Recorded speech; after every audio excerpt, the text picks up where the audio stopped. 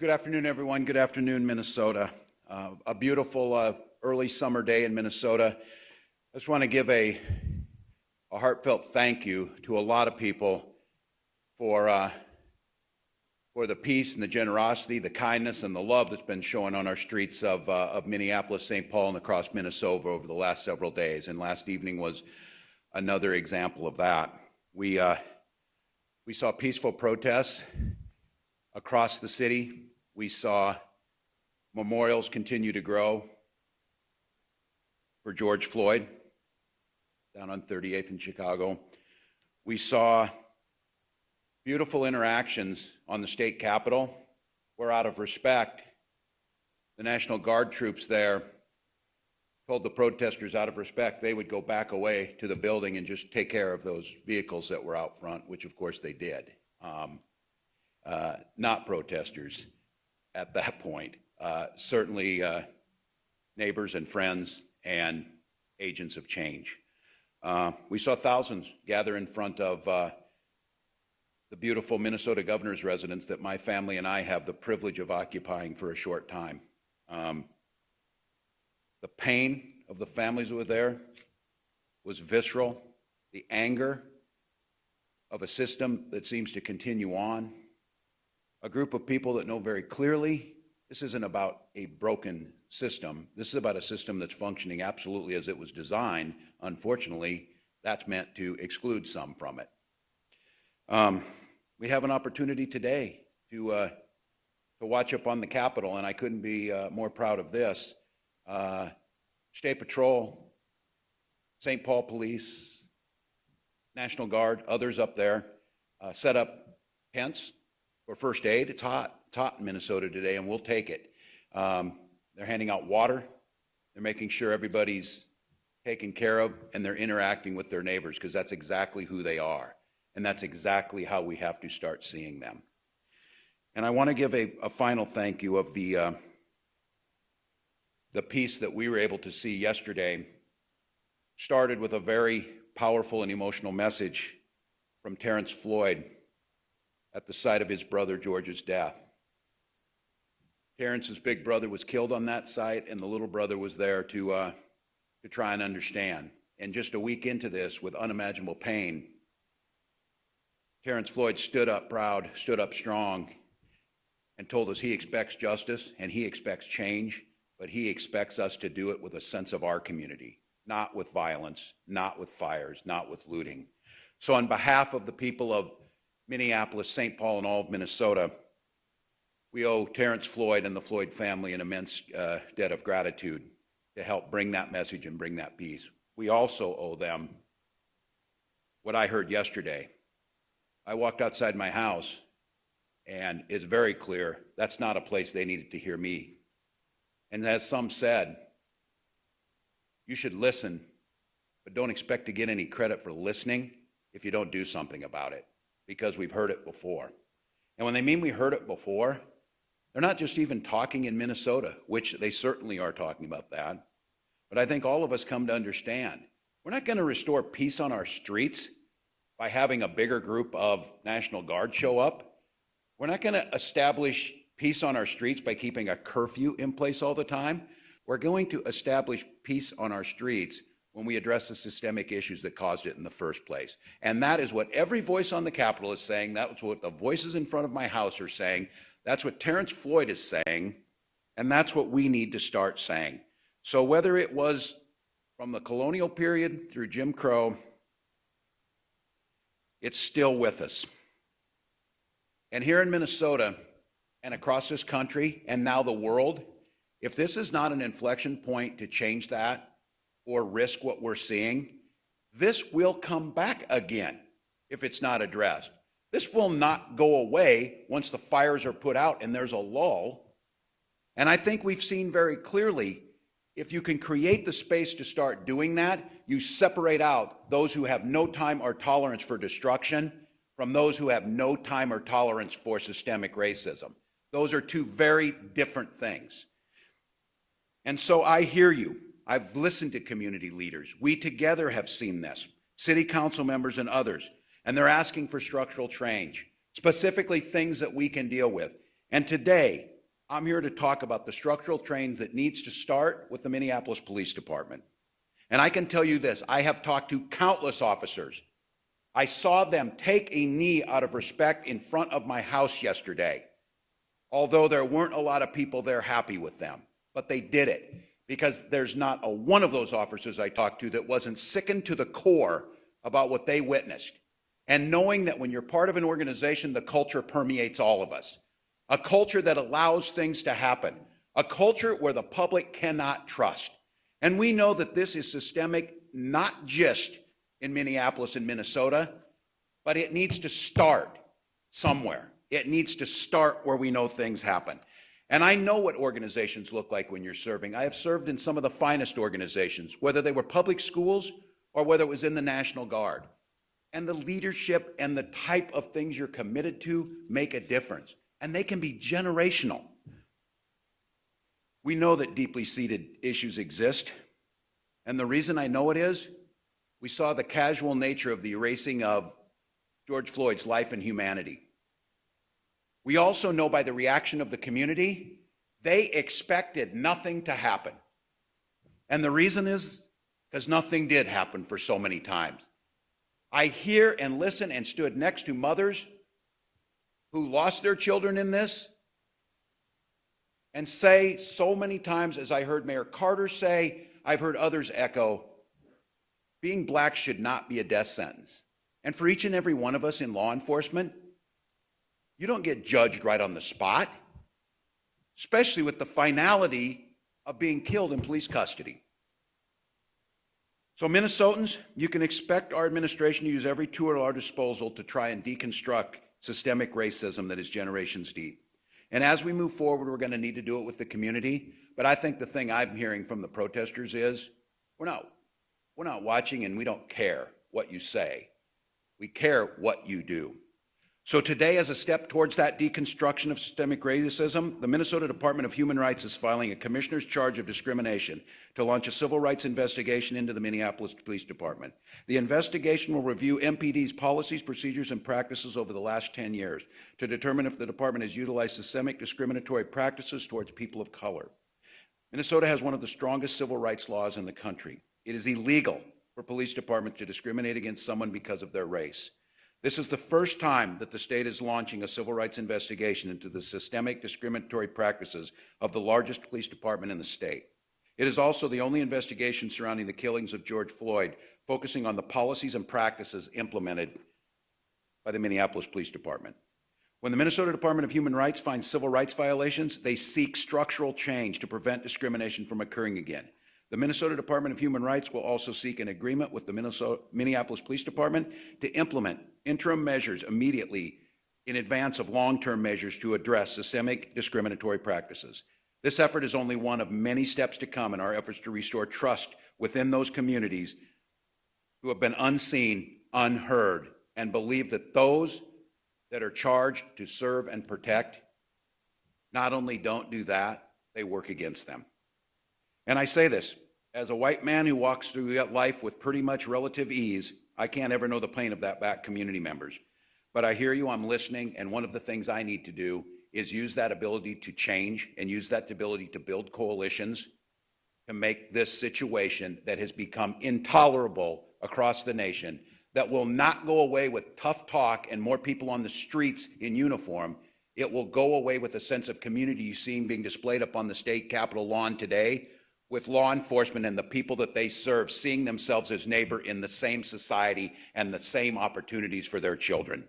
So you're going to hear from a group of leaders in here. You're going to hear from Commissioner Rebecca Lucero of the Minnesota Department of Human Rights. You're going to hear from a community leader whose voice booms throughout these issues in Justin Terrell.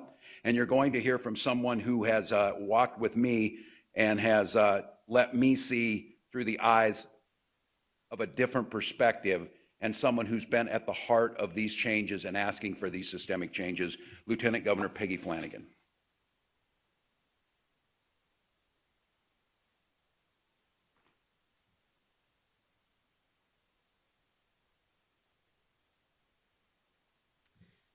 Good afternoon, and thank you, Governor. The murder of George Floyd is a tragedy. It is heartbreaking, and it should have never happened. But let's be clear, it does not exist in isolation. George Floyd's name joins a too long list of Black men and women who have been needlessly killed at the hands of law enforcement across this country. The grief and anger that has torn through our city and through our state did not emerge in a vacuum. It is built on years of injustice. This did not begin with George Floyd, but we can work to end it now. Under the leadership of Commissioner Rebecca Lucero and the Department of Human Rights, our administration has launched a civil rights investigation into the Minneapolis Police Department, not just around one case, but an investigation of the past 10 years. What is clear is that tragedies like the one that happened to George Floyd do not emerge from a few isolated bad actors, but from patterns of misconduct. A culture, and this is cultural, a culture that does not hold bad behavior accountable. This is not something that we can fix in one day or in 1 week, but we must pursue meaningful structural change. George Floyd deserves this of us. And every single person who is impacted by this culture deserves this of us. I said this past Saturday that the swell of mourning and grief and anger has been just below the surface in our state, and now it has burst into public and national view. Communities have been asking and organizing for structural change of the Minneapolis Police Department for years. Their work has paved the way for what we are launching here today. This is one piece of the puzzle to getting justice for George Floyd and all Black Minnesotans who have not been served or protected by the Minneapolis Police Department. It is one piece of the puzzle to holding all 4 officers accountable for George's murder and changing the culture that made them. A culture that does not value the lives of Black Minnesotans. As a light-skinned Native woman, I grapple daily with my role. And in particular, over the last week, I have grappled with my role as a light-skinned Native woman, but also as Lieutenant Governor of Minnesota, to do everything I can to undo the anti-Blackness that lives within our community and within our state. This action that we're taking today is one tangible step forward that is critical to correcting the injustice that plagues us. This problem has been years in the making, but we have an opportunity to seize this moment to make it better, to take a solid first step of many, many steps that we must do in each branch of government to deconstruct the system of racism that frankly has always existed in this state.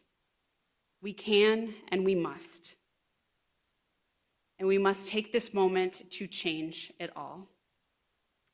And with that, I'd like to introduce to you Commissioner Rebecca Lucero of the Minnesota Department of Human Rights.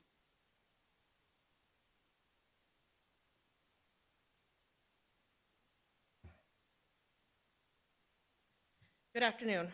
My name is Rebecca Lucero, and I'm the Commissioner for the Department of Human Rights.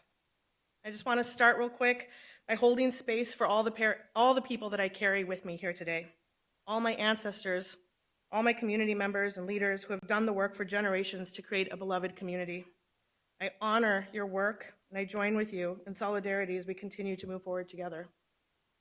As the Commissioner of the Minnesota Department of Human Rights, My agency is charged with enforcing one of the strongest civil rights laws in the country, the Minnesota Human Rights Act. And today, we continue our ongoing work to secure justice by announcing that our department is opening a civil rights investigation into the Minneapolis Police Department. Under the Minnesota Human Rights Act, it is illegal for a police department to discriminate against someone because of their race. When our department finds civil rights violations, we seek structural change. Our investigation will look at the Minneapolis Police Department over the past 10 years to determine if they have utilized systemic discriminatory practices towards people of color. We will review the department's trainings, policies, procedures, and practices. Now, the death of George Floyd is what launched this investigation. George Floyd should be alive.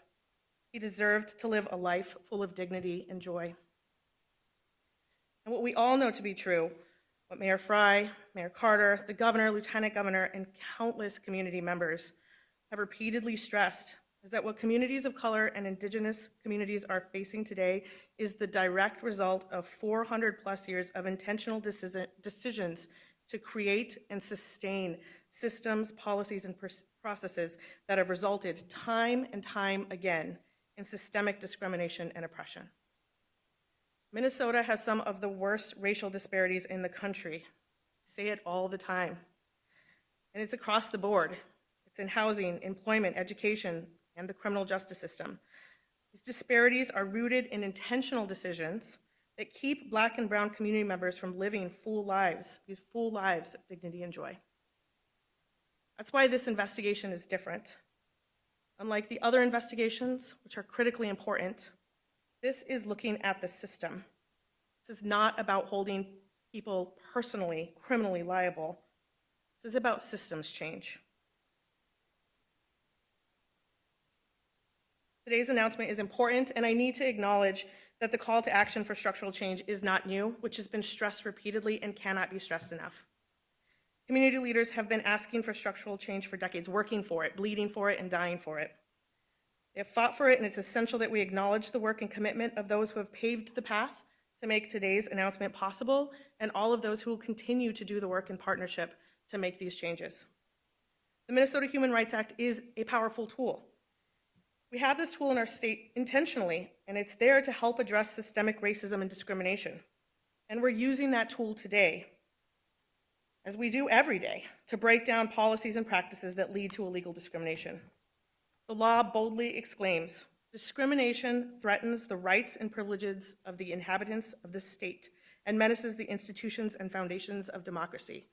That was written over 50 years ago, and it still rings true today. Hate and discrimination cannot be part of the fabric of this great state. We can and must choose to do better. We're making this announcement today in part because we need your help. It's, of course, going to take all of us, community, city leadership, police, every single one of us to move forward. This is a moment in time, and we have to grasp this. If you have any information that can further our investigation, we encourage you to contact us by submitting information on our website. That's at mn.gov/MDHR, or by calling our office at 651-539-1100. All of us are called to do everything we can, not just to prevent future deaths, but to end the systemic racism that is leading to all of these outcomes throughout Minnesota. We are deeply interconnected, and we need each other. Thank you very much.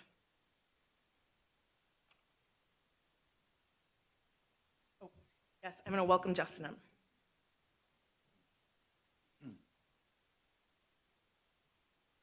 Good afternoon, everyone. My name is Justin Terrell. I'm the Executive Director of the Council for Minnesotans of African Heritage. The council we play an advisory role to the governor and to the legislature on issues that impact the African heritage community. And I want to commend the governor and Commissioner Lucero and Lieutenant Governor for taking this action today, because that is exactly what our community needs. We need action.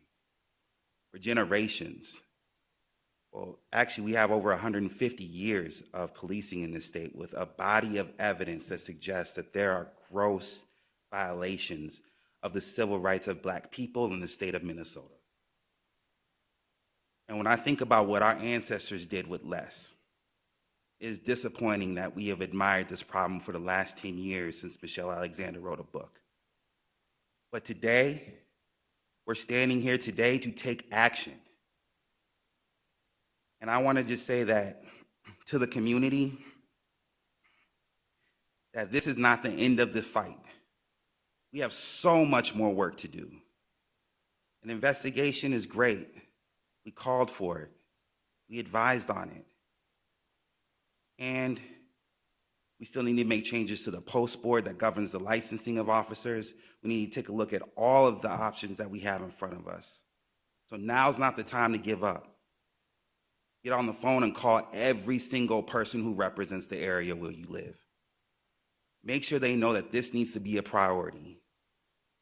To make sure that the commissioner has the support that they need to deliver on this issue for our community.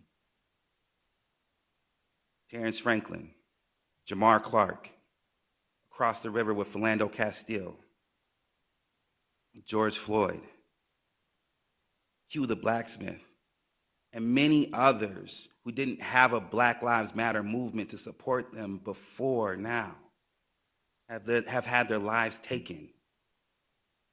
And it's time that we remember them and we honor them with our efforts to fix this systemic problem. I spent a lot of time on the phone with folks from greater Minnesota, pastors who are calling and asking what they can do to help. And I'd like to ask them about their analysis. And they say to me, this is like a heart and prayer problem, right? And I want to be clear. My people know how to pray, and we got all kinds of love in our heart. This is a systemic problem created by people, reinforced by people, and that needs to be addressed by the people. To the nation, I want to say to the nation, who may not know a lot about Minnesota, is really the only thing you need to know. Nobody appreciates good weather like Minnesotans. We're locked inside all winter long, and as soon as it gets above 40 degrees, we're outside in shorts. And why is that? And what does that teach us? It teaches us that if you got an opportunity, you take it.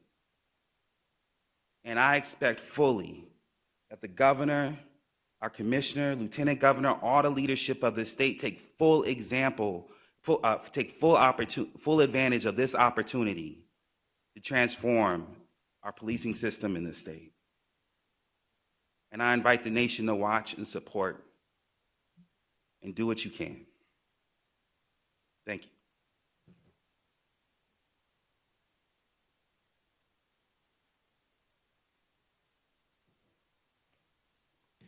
I'm John Harrington. I'm the Commissioner of the Department of Public Safety. I just want to reflect for just a second before I go into sort of a sit rep of what happened last night on what you just heard. I've been a cop for 40 years. I have lived in this system that they're talking about reforming.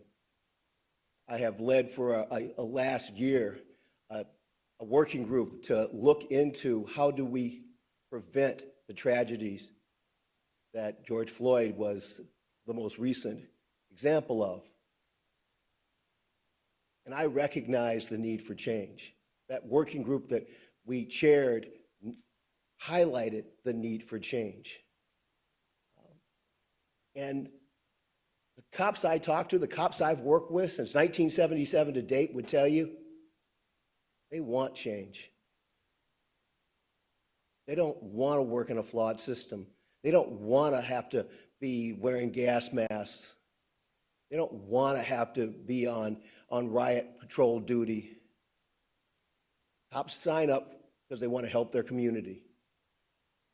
Nobody does that from the inside of a squad car racing down a road at Mach 1 to get to another tragedy. You do that face to face, person to person, human to human. So I want you to know that the Department of Public Safety is 100% behind this. The Department of Public Safety sees this as an absolute priority and a need.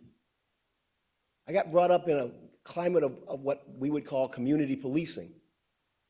And in that climate, what I was taught was that's two words: community and policing. But it starts with community. It has to start with community. And the police have to be in there with them to make this right. We started out last night in community, in point of fact, with 2,000 folks at the governor's residence. I want to say that watching the pictures of my old department, Todd Axel's department now, St. Paul Police Department, taking a knee there, warmed my heart.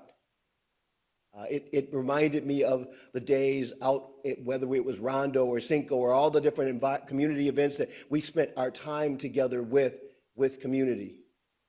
We recognize that not always does community see us as the friendly, officer friendly that maybe we all think of back from our good old days. But that's exactly where good cops should be, is there with their community. We bleed with them and we cheer with them. That group moved to the Capitol, and there were folks who made the decision that they wanted to stake out their territory by using civil disobedience to make their point that racism and brutality has to stop. And because we were doing that cooperatively, once again, I got the chance to see my state troopers. I got to see General Jensen's National Guard guys there. Not locked and loaded, not standing post as some rigid soldier, but as human beings standing there with the community, talking to the community, talking and engaging with them, because that's where this all begins. We did make arrests last night. We did have the curfew imposed. The curfew has really helped us keep the peace. That's what it was there for, and we're using it to keep the peace. We had about 66 arrested in Hennepin County and another 67, 68 in Ramsey County. Most of those were for curfew violations, although we did collect a number of weapons from folks last night.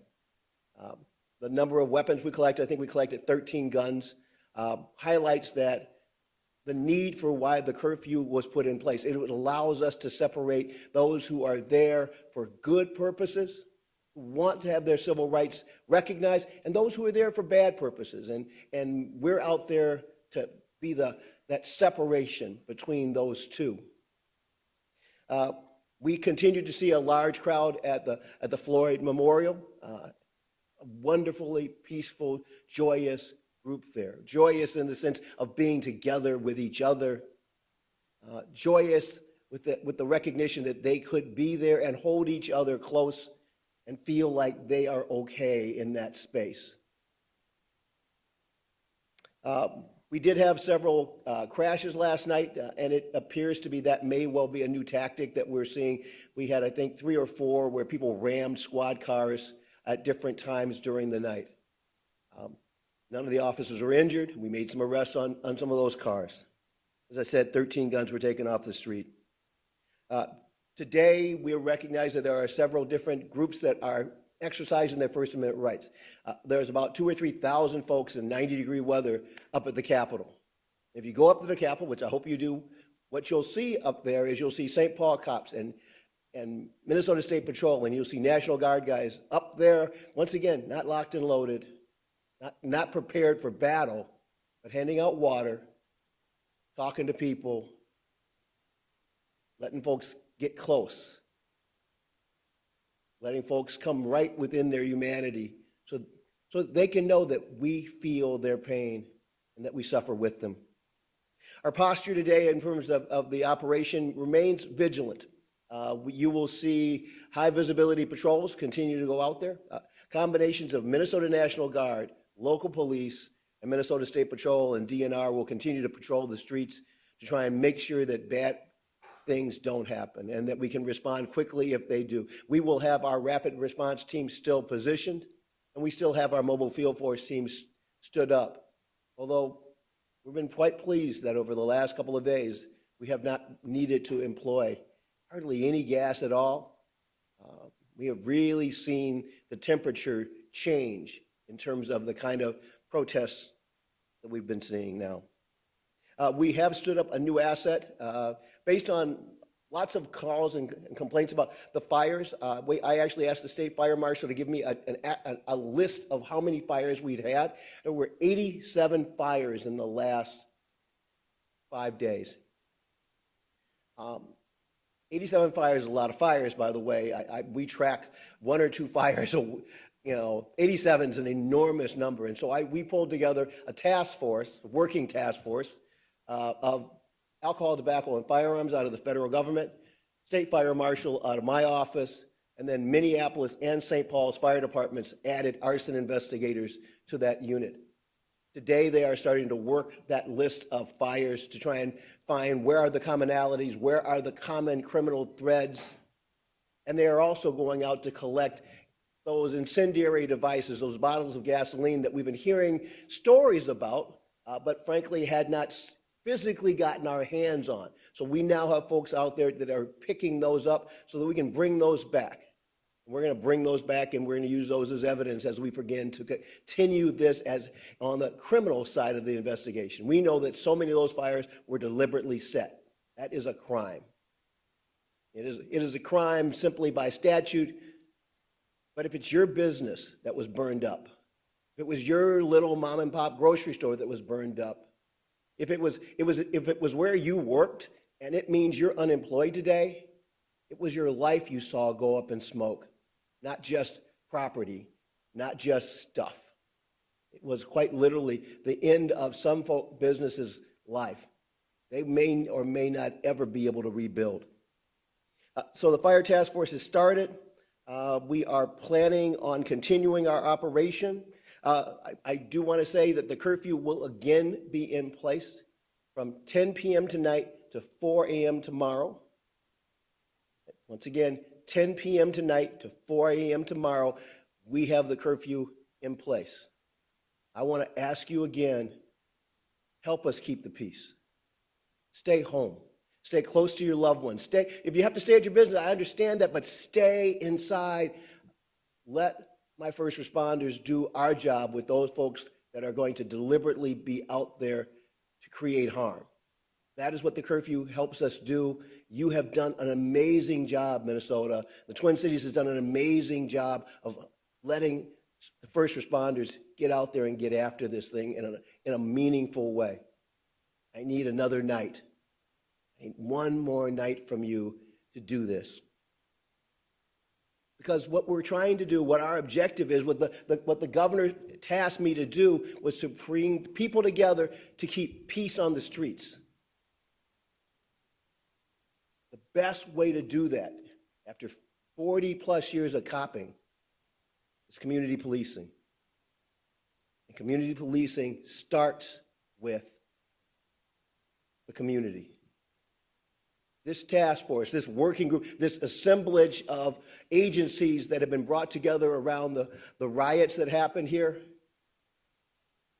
Yes, we were very much in emergency response mode when we started, and we can go back there if we have to, but the direction we are going, the direction the commanders are taking us, is back to community policing. Back to a time when we talk to the community, we work with the community, and together, we keep our community safe. From the Walz? Thank you, Commissioner. Well, thank you, everyone. Powerful Commissioner Lucero, thank you for your work on this. Lieutenant Governor Justin, thank you. And I think Justin's words that this window of opportunity opened, it won't stay open for long. I think as you're seeing it, to go back to where we were, which I think is an important thing. I've heard so many people tell me the anxiety they're feeling from COVID-19 and now this was unbearable, and that children and adults are dreading when the sun was going down. What's going to happen? Pins and needles. If I watch the news when I wake up in the morning, what happened? And they're so hoping they can go back, which we want to get, to that sense of security as part of community. So you can make the choice to get up in the morning, go for a run, go golfing, spend time with your family, go out to eat, do your job or whatever. That sense of not feeling anxiety. And then I had a lot of community members tell me, you know that sense of anxiety you have? I get it driving my car because I'm black. I get pulled over. I have that sense of anxiety all the time in certain situations because how I'm viewed. So if we stand and say, why does this matter to us? Just restore order and everything will be fine.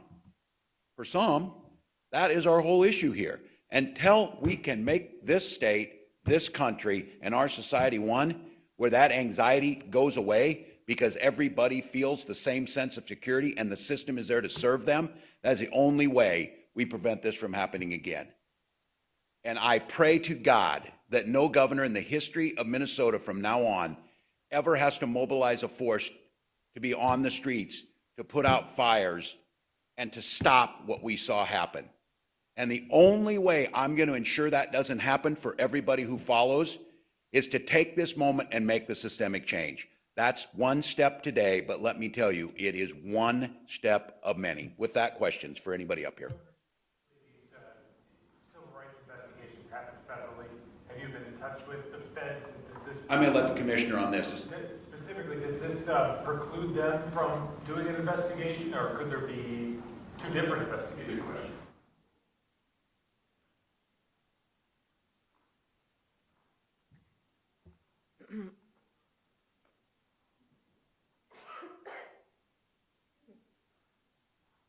I'm sorry. Thank you very much for your question. So Minnesota Department of Human Rights enforces the Minnesota Human Rights Act. We stand alone in the state as enforcing the strongest civil rights laws in the, some strong civil rights laws across the country. What's going on at the federal level is different. Those are federal laws and issues. And I also want to stress that this is the only investigation that's occurring that's looking at systems change within Minnesota using Minnesota law. The other investigations that are going on are primarily about criminal investigations looking to hold folks personally accountable.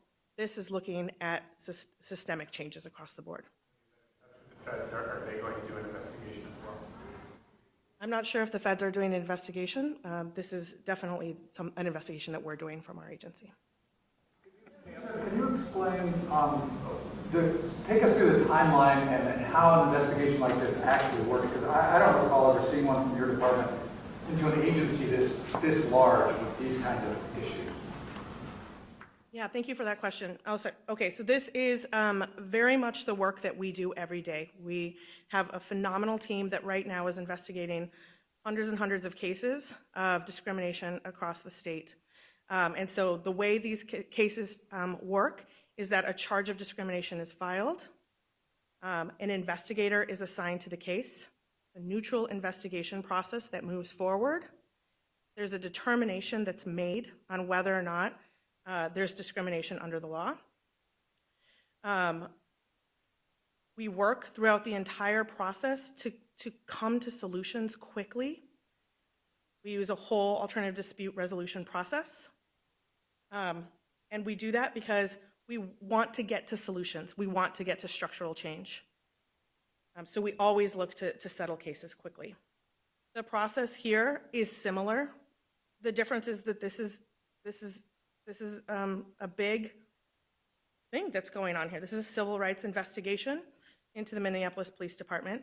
No doubt about that. And I think the other reason why this is really important is because we've heard that why this is a moment and why this is an important moment is because we've heard from leadership across the city how important it is to make these systemic changes and how they have been working on and will continue to work on in partnership led by and for and with community for these systemic changes, and being able to have the enforcement action by the state in place can help make these systemic changes that need to happen. Commissioner and Governor, I'd like both of your response to this. What's the outcome you're hoping for here? Would there be penalties against the Minneapolis Police Department, definite structural change, or is it going to be a report that comes out, gets read, and then nothing ever happens? We've all seen reports like this done before. It's a great question, and it's the one that community's asking. It's the one that they will immediately and should respond to. How is this going to be different? The question is, how is this going to be different? And you asked in the first part, Tom, is what is the outcome of this? A police department that serves its people and has the trust of the people they serve. A police department that is accountable to that people can trust that that's being done and listens to them. How do we go about doing that? And Commissioner, this is where you may talk about it. This one's a little different because of the actual concrete things that will be put in place. It is not our intention to try and find a scapegoat, to try and find something. This sometimes happens and then you move on. It's to make the structural, cultural changes that led to systemic issues. And maybe the commissioner can talk about what it'll look like. Thank you.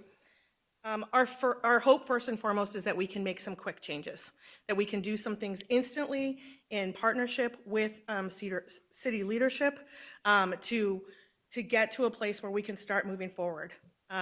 Then we obviously want to get to the place where we're doing systemic change. And that's a longer process where we will use our investigation methods to get to a place where we can get to, for instance, a consent decree, which has the strength of the courts, which is enforced for many years by the courts, which provides accountability on it from the court system. And so this is not a report. This is something that will result in court action and require change. That's the difference. For this in another state where you've seen this happen? Absolutely. There's precedent for this, both, like this gentleman mentioned, with federal cases done, and it's also, there's precedent for this at state level as well. Specifically, for instance, in Chicago, last year, they entered a consent decree similarly through their human rights laws to work on police reform just like this as well. There might be some interim or quick changes. Can you give some examples of what those might be? And specifically, what timeline are we looking at before you would come up with some type of decision and before with the long-term changes?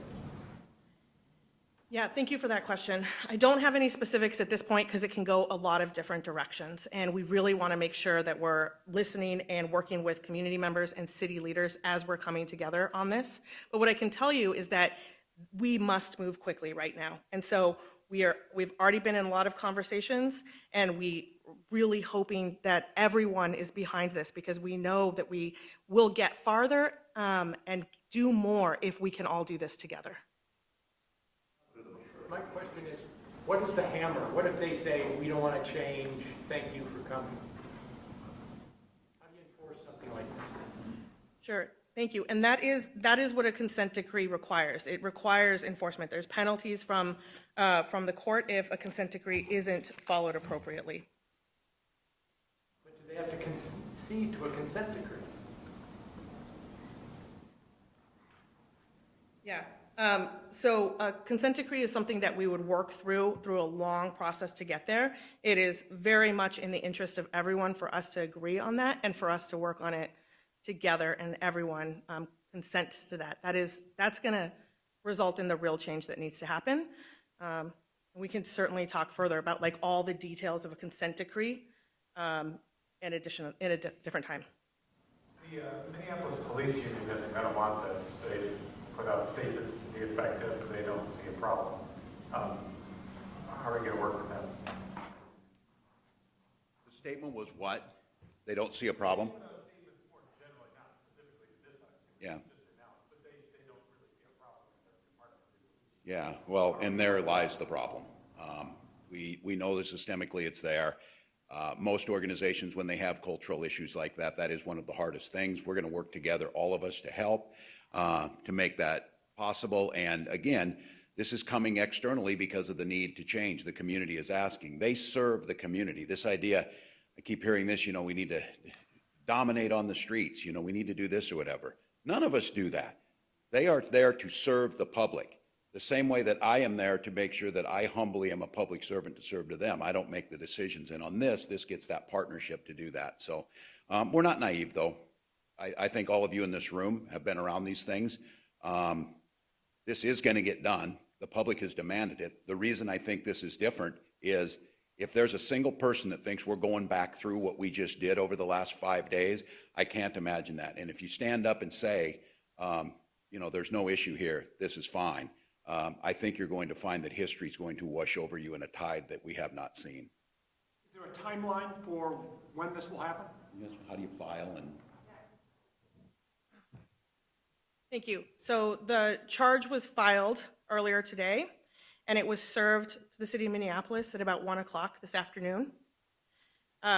So then that starts the investigation process right there. We have a team in our office. Our lead investigator is a former police officer themselves, has a ton of experience, both as police and investigating police in issues of systemic discrimination. And so that process will work itself out over the next several months. That is the longer-term process, obviously. You'll be able to get their records, you'll have subpoena power or whatever it takes to get the records you need?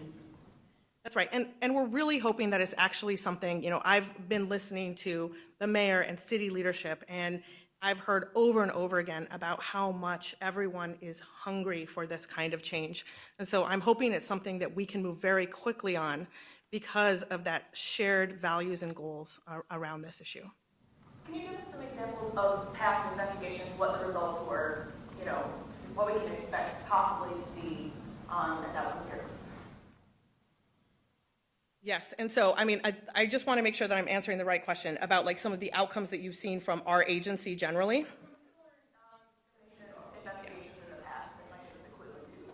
Sure, and so there can be a lot of recommendations on changes to policy, from everything from how you're enforcing pieces. I think the crowd control policy was last updated in Minneapolis in the 90s.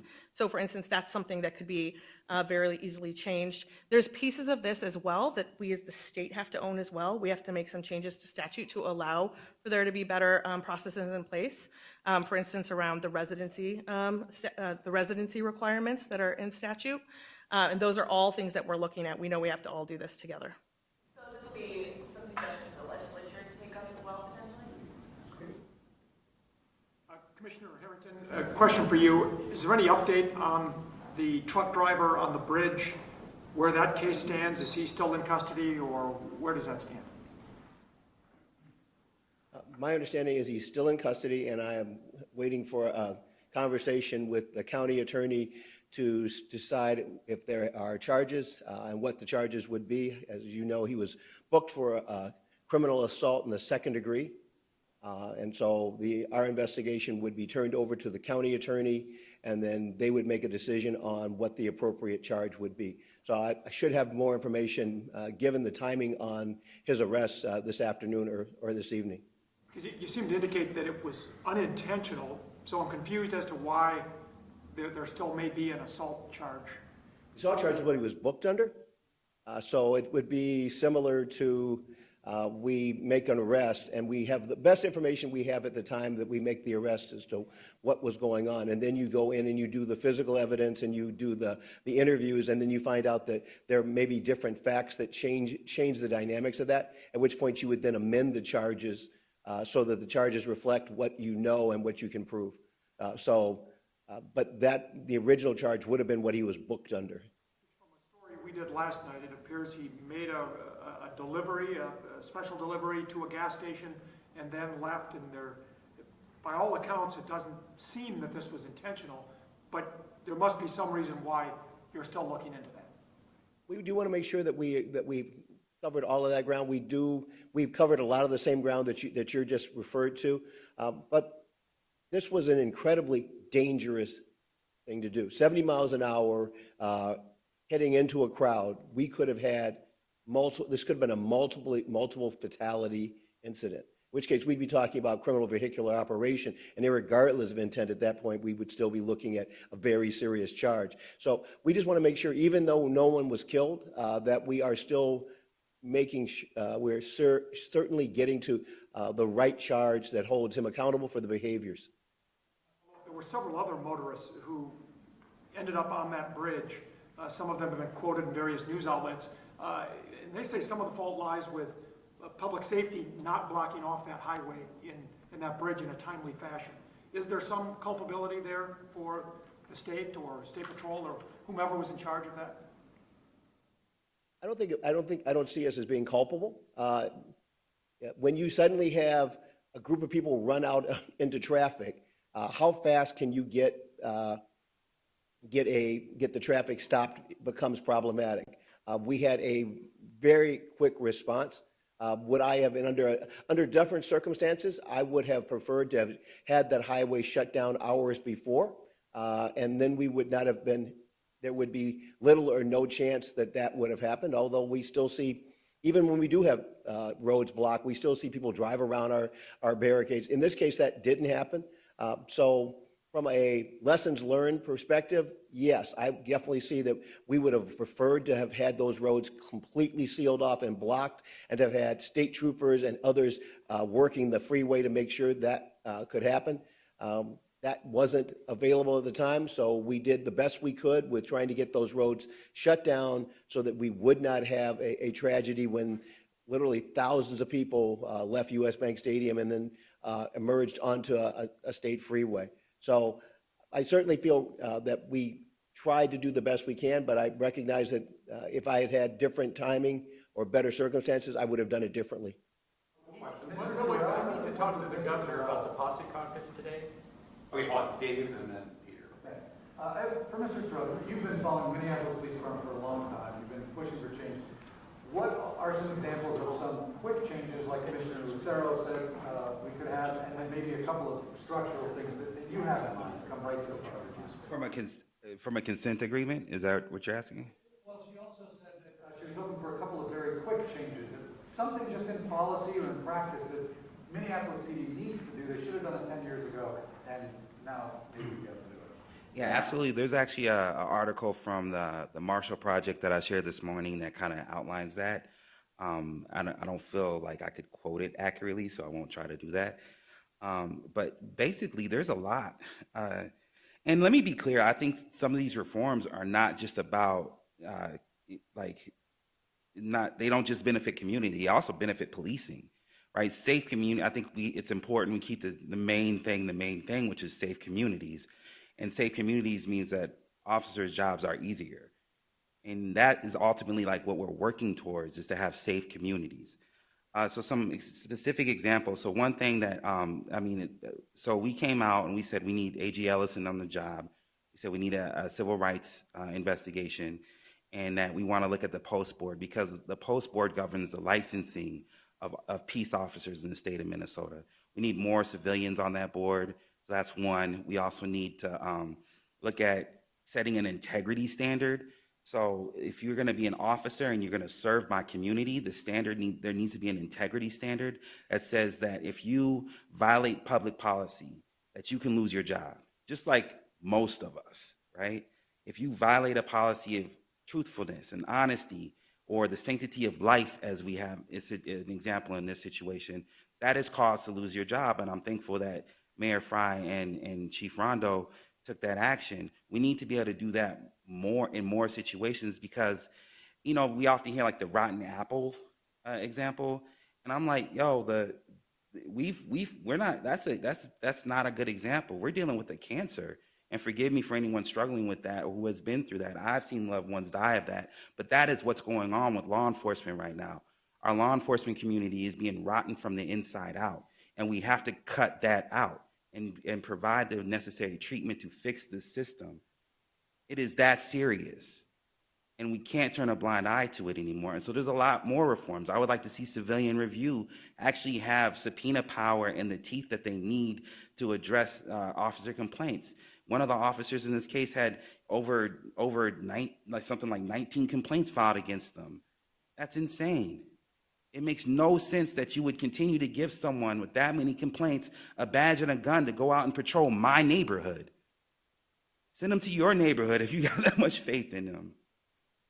And these kind of behaviors have perpetuated for a long time, and we just need to take a full look at the system, the whole, not the half, and we need to enact strong reforms to transform things. And one thing I'll say about consent agreements, so if people remember the tragic story of Freddie Gray, right? The other thing I'll point to is the 21st century policing work that the Obama administration did.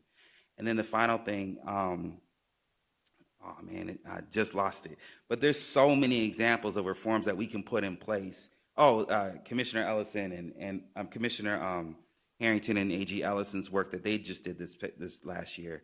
Like, there's tons of ideas, and then refer to the Posse Caucus, and I'm even speaking with Republicans about ideas that they have to address these concerns. We need everybody on this project. Thank you. Governor, that's my question. about the press conference today in which they've announced 20 different bills that they would like to consider. They want to do it at the next session, and there appears to be some interest in linking it, that if things are not done on these issues, that maybe we don't do a bonding bill, we don't do other bills. Can you comment about the administrative? One of the founding members has been negotiating on these. Thank you for that question. So I would say, as folks have said, where are the answers? Where are the policies? We are no longer in a place where we can throw our hands up. The People of Color and Indigenous Caucus has been putting forward policies and ideas around police reform since our founding. And so now there's an opportunity for the governor and I to work in very close contact with the Posse Caucus to move these things forward. I think we also have some additional ideas that we would like to be part of these proposals that come directly out of the work of Commissioner Harrington and Attorney General Ellison. So we want to come together. And here's what I would say. There are a lot of folks who are interested, elected leaders who want to come into community and visit with folks and have prayer circles. All those things are important. But the most important thing that leaders can do right now is to listen. And to listen directly to communities of color and to the Black community specifically about these policy proposals for police reform and deconstructing systems of racism that exist in the state. Pass them and get out of the way and let this work happen. Now, as far as your question regarding the additional work that we need to do in the special session, that is certainly on our hearts and minds. And if we don't take action this session and take this opportunity, as Justin mentioned, I don't see how we can move forward as a state at all. This is a time, this is the moment. We have solutions that have come directly from community. It's time to move them forward. And the last thing that I would say while I am standing up here is I just wanted to reiterate what Commissioner Lucero said. We need the public's help in this investigation that is going back 10 years. So if you have information, if you have had an experience that you believe is important to this investigation, please visit the Department of Human Rights website or call them at 651-539-1100. As I have been out in community over the last several days, we have heard these things firsthand about the concerns and frankly, how unsafe people feel in their communities because of the MPD. And this is our opportunity to make that change and for folks to have their voices be heard. Well, thank you all. We'll see you on our scheduling tonight. Commissioner Snell or someone, maybe myself, briefing again tonight. I would just once again echo the message. We have a beautiful day. We have ample opportunities to express our First Amendment rights with our neighbors. The folks who are out there from public safety, National Guard, police departments are there to protect your right to do that. We're asking you to help us out at 10 o'clock tonight to honor that curfew, 10 to 4, and that gives us the opportunity again to reestablish this. And I think today you're seeing a move, talking about that special session. I'm going to send my strong encouragement that as we look at a bonding bill, as we look at some of the things we need to do, focusing on these communities and focusing on Lake Street, if we allow that to set fallow for a short time, it cannot happen. We need to, as community, we're seeing outside groups come in, philanthropy, we're seeing business community, the state of Minnesota, and I mean whether you live in Mankato or you whether live up in Roseau or you're down in Winona, it is in our best interest as a state that shares things together to make sure that community is rebuilt, it is vibrant, and we get things done. So we don't have it at this time, but I can tell you we are assessing that with all this. And there's a metrics that my public safety folks put up on there. I think we're trying to get as current as information to Minnesotans as we can get. And I think, again, our We've watched the last 2 nights especially, Minnesotans respond amazingly. And it was my belief all along that the folks that are up on the Capitol and the folks that are down on 38th were the ones that were going to really make sure that the nights were safe by showing us the difference. And so we'll be assessing that, and Commissioner Harrington briefs me later in the evening, and then we have our first brief in the morning by about 6 o'clock or so to start getting information. So we'll be back. Thank you. Responding, the only form you're looking at as far as rebuilding money, are you also asking for federal aid? That is happening as far as the conversation. And the representatives from the Twin Cities, the 2 senators, Klobuchar and Smith, and Congresswoman McCollum and Omar have been in conversations with us, and we've expressed some of our desires to explore what we can do there. So we'll follow up. Thank you all. Pardon me? The same level of National Guard tonight, or? Yes, same level. Same level of folks on the street. And we'll start, as you heard General Jensen, start moving troops, but it doesn't impact those that are in the mission. Thanks, folks. Dustin,